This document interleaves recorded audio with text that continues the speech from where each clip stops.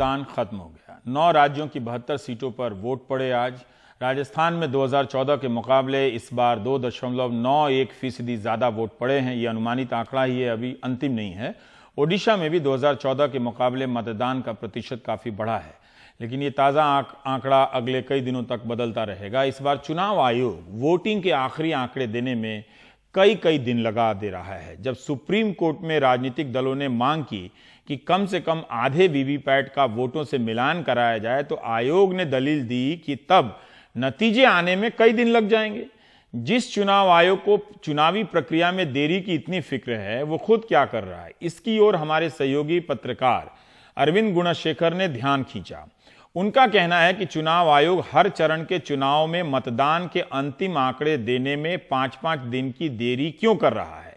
23 अप्रैल को तीसरे दौर के वोट पड़े, जबकि 28 तारीख को चुनाव आयोग ने संशोधित आंकड़े दिए 68.4%। लेकिन अरविंद गुणशेखर यही नहीं रुकते हैं। वो बताते हैं कि अंडमान निकोबार में 11 अप्रैल को वोटिंग हुई।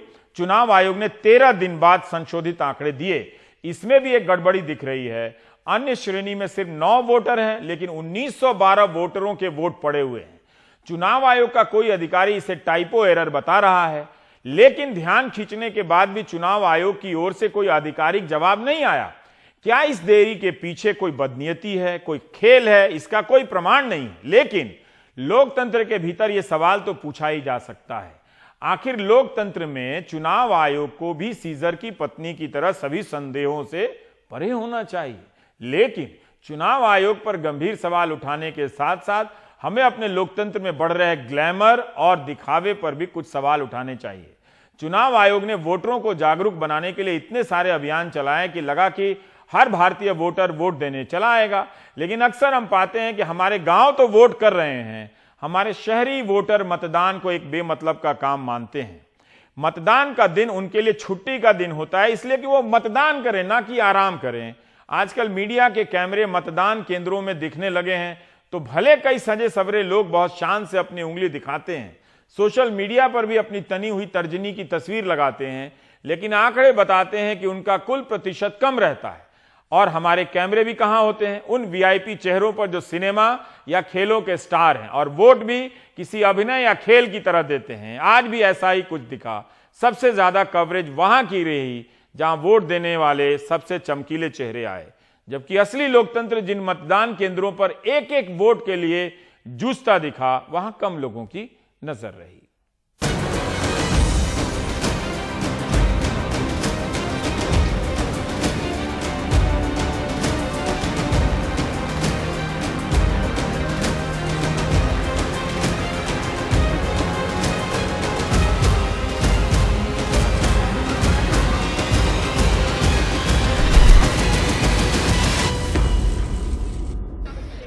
लोकसभा चुनावों के चौथे दौर में 9 राज्यों की 72 सीटों पर वोट डाले गए, लेकिन सबसे ज्यादा फोकस अगर कहीं रहा तो मुंबई की उन चुनिंदा सीटों पर जहां बड़े बड़े सितारे वोट करने आ रहे थे। लेकिन मुंबई कितना वोट करती है? आंकड़ों के मुताबिक 2009 में मुंबई ने बस 41.1% वोट डाले थे। 2014 में बेशक मुंबई ने 51% से ऊपर वोट डाले, जबकि इस साल मुंबई में कुल 51.11% वोट पड़े हैं। कहने की जरूरत नहीं कि यह औसत राष्ट्रीय औसत से अब भी काफी नीचे है। हमारे लोकतंत्र की एक चुनौती अगर बड़े शहरों का ये लोकतांत्रिक अनमनापन है, तो दूसरी चुनौती कस्बाई भारत में बिल्कुल एक दूसरे से उलझी अलोकतांत्रिक प्रवृत्तियां हैं। इसका एक नजारा आसनसोल में दिखा, जहां सुबह से बीजेपी और टीएमसी के कार्यकर्ता आपस में भिड़े रहे। बीजेपी नेता और आसनसोल से उम्मीदवार बाबुल सुप्रियो एक बूथ से दूसरे बूथ जाते देखे गए। उनको भी घेरा गया और उनकी कार पर भी पथराव हुआ। बाबुल सुप्रियो के खिलाफ चुनाव आयोग ने एफआईआर दर्ज कराने के आदेश दिए हैं।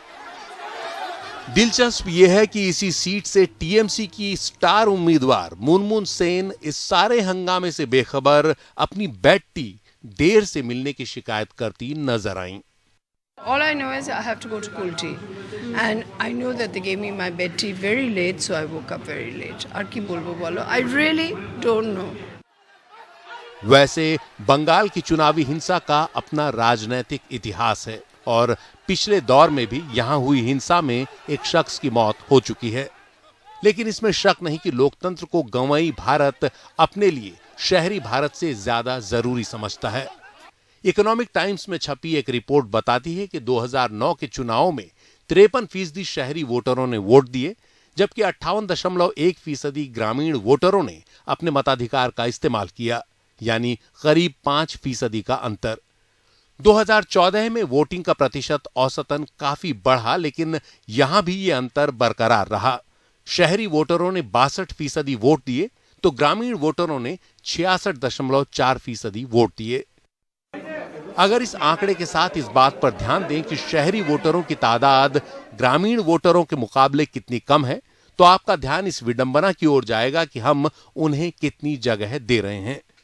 इकोनॉमिक टाइम्स ने 2011 की जनगणना के आधार पर माना है कि 10 लाख से ऊपर की आबादी वाले शहर ही पूरी तरह शहर कहे जा सकते हैं।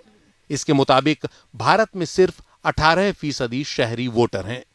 कुल 543 लोकसभा सीटों में सिर्फ 89 सीटें शहरी हैं। लेकिन मीडिया इन 89 शहरों की कहानी भी नहीं दिखाता।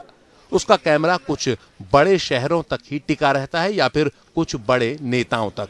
इन नेताओं के आसपास घूमती राजनीति अपने मुद्दे खो देती है, भूल जाती है, जबकि अमूमन बड़े शहरों में एक तरह की उदासीनता दिखती है। सोमवार को ही बिजनेस स्टैंडर्ड की एक बहुत अच्छी रिपोर्ट है, जिसके मुताबिक 2019 के चुनाव में बड़े शहरों में वोटिंग घटी है और छोटे शहरों में बढ़ी है।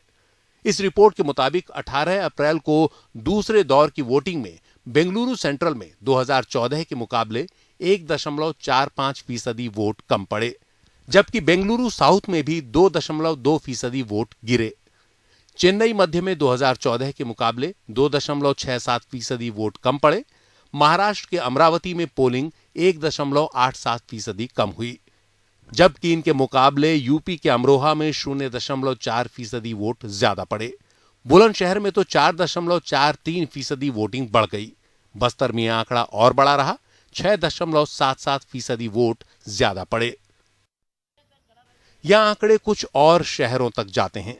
हर जगह यह दिख रहा है कि बड़े शहरों में वोट घटे हैं, छोटी जगहों पर वोटिंग बढ़ी है।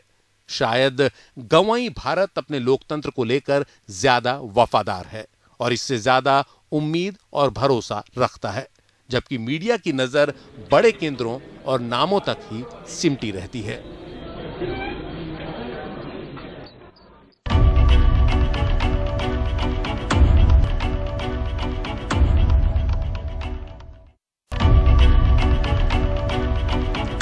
पांच 500 बरस पहले कबीरदास कह गए, जात ना पूछो साधु की, पूछ लीजिए ज्ञान।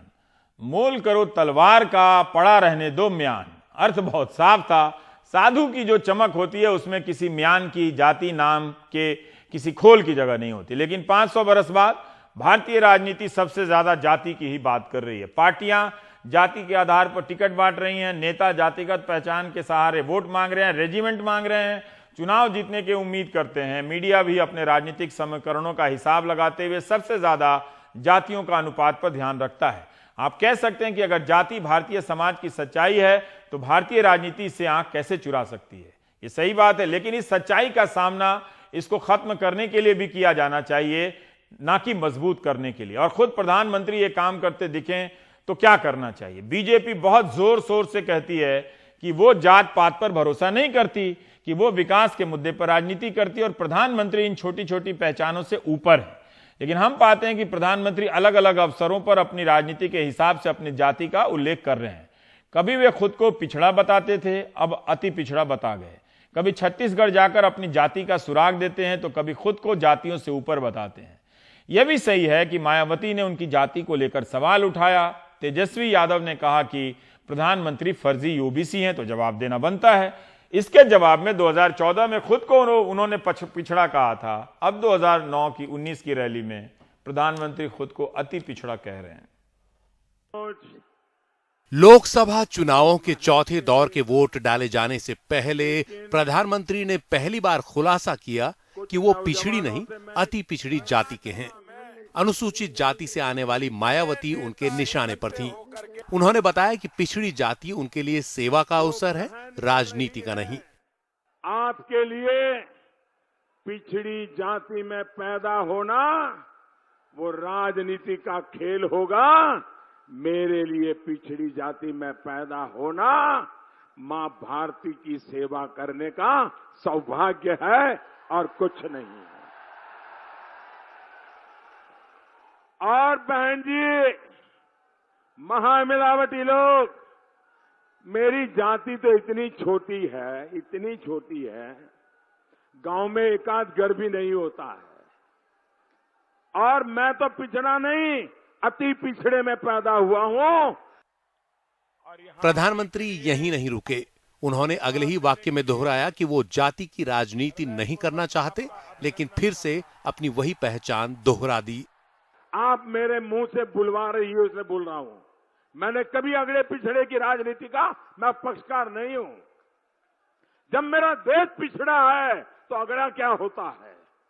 मुझे तो पूरे देश को अगड़ा बनाना है, पूरे देश को अगड़ा बनाना है। दरअसल प्रधानमंत्री को शायद इस बात का दुख है कि पिछड़ी जातियों के नेता उनको पिछड़ा नहीं मानते। मायावती ने पहले उनकी जाति पर सवाल खड़े किए और तेजस्वी ने बाद में उन्हें फर्जी ओबीसी बताया।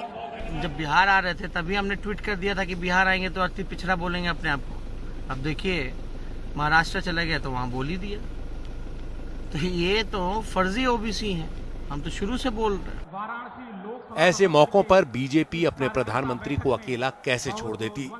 इसलिए वित्त मंत्री अरुण जेटली ने फिर से लिखकर बताया कि बीजेपी जाति की राजनीति नहीं करती और मुख्तार अब्बास नकवी ने इसके लिए दूसरे नेताओं को जिम्मेदार ठहरा दिया। जो लोग जातियों का राजनीतिक शोषण अभी तक करते रहे, उनकी दुकानें बंद होने वाली हैं, उनके कार्यालय बंद होने वाले हैं। उनको तो चाहिए कि अब क्योंकि जातियों का राजनीतिक शोषण अब चल नहीं रहा है, तो उन्होंने अपने कार्यालय में जाति प्रमाण पत्र का काउंटर खोल लेना चाहिए और उस जाति प्रमाण पत्र के काउंटर के आधार पर वो कम से कम अपने कार्यालय का खर्चा वगैरह निकाल पाएंगे। मुझे लगता है कि जो लोग अभी तक दशकों से अलग अलग जाति के नाम पर, धर्म के नाम पर, संप्रदाय के नाम पर, क्षेत्र के नाम पर राजनीति करते रहे, राजनीतिक दुकानें अपनी चलाते रहे, जनता के बीच में वो एक्सपोज हो गए हैं। लेकिन सच्चाई क्या है? ये सच है कि गुजरात का मुख्यमंत्री रहते मोदी और उनकी सरकार पर सांप्रदायिक राजनीति का इल्जाम भले लगाया जाए, ये इल्जाम नहीं लगाया जा सकता कि उन्होंने मोदी की जाति की राजनीति की। ये 2014 की चुनावी तैयारियों का साल था जब पहली बार देश को प्रधानमंत्री मोदी ने अपनी जाति का परिचय दिया। उन्होंने बताया कि वो पिछड़ी जाति से हैं।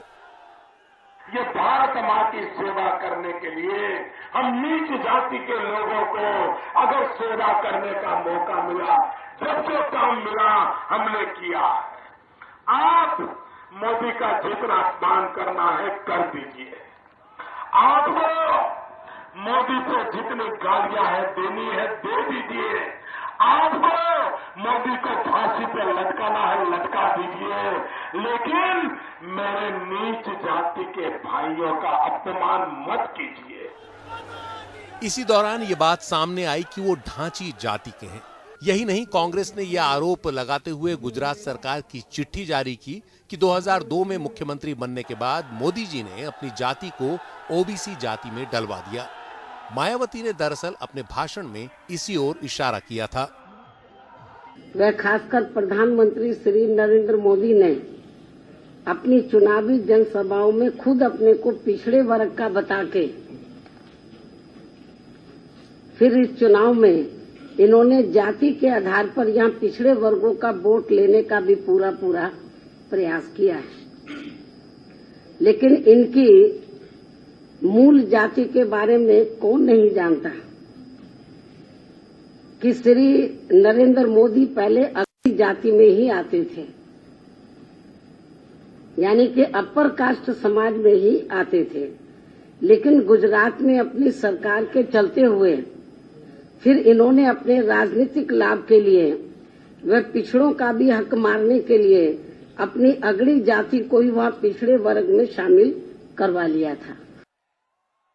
हालांकि बीजेपी इस आरोप के जवाब में 1994 के कांग्रेस सरकार के एक आदेश का हवाला देती रही है। लेकिन सवाल है, ये ढांची जाति क्या है? प्रधानमंत्री के भाई प्रहलाद मोदी ने 2016 में इसका बहुत साफ जवाब दिया था। 20 नवंबर 2016 के इकोनॉमिक टाइम्स में पीटीआई के हवाले से एक खबर छपी कि प्रधानमंत्री के भाई प्रहलाद मोदी ने साहू समुदाय के सम्मेलन में लोगों को अपने नाम के साथ मोदी उपनाम जोड़ने की सलाह दी। प्रहलाद मोदी ने कहा, मैं यहां आकर बस एक ही बात सुन रहा हूं, नरेंद्र मोदी भारत और अपने समुदाय का गौरव हैं, लेकिन हम तेली समाज के लोग अपने नाम के साथ मोदी लगाने को तैयार क्यों नहीं हैं? वैसे एक बार खुद को नीचा और दूसरी बार अति पिछड़ा बताने वाले प्रधानमंत्री ने एक और अवसर पर खुद को ओबीसी बताया है। आजकल देखा होगा कि नामदा ऐसा लग रहा है गालियां देने की, बदले से बदली बात करने की फैशन हो रही है। उन्होंने अभी एक आरोप लगाया, सारे मोदी चोर क्यों हैं? अब यहां जो साहू समाज है, अगर वो गुजरात में हो तो उनको लोग मोदी कहते हैं। क्या सबके सब चोर है क्या?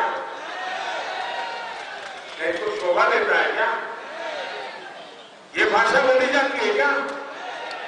भाइयों बहनों, ऐसे लोगों को उखाड़ फेंकने के लिए मेरे साथ संकल्प लेंगे क्या? संकल्प लेंगे क्या? जब जाति की राजनीति में हर कोई हाथ धो रहा है, तब प्रधानमंत्री को ये सलाह देने का मतलब नहीं है कि वो इससे दूर रहें। लेकिन फिर बीजेपी को ये दावा नहीं करना चाहिए कि वो जाति की राजनीति से परहेज करती है।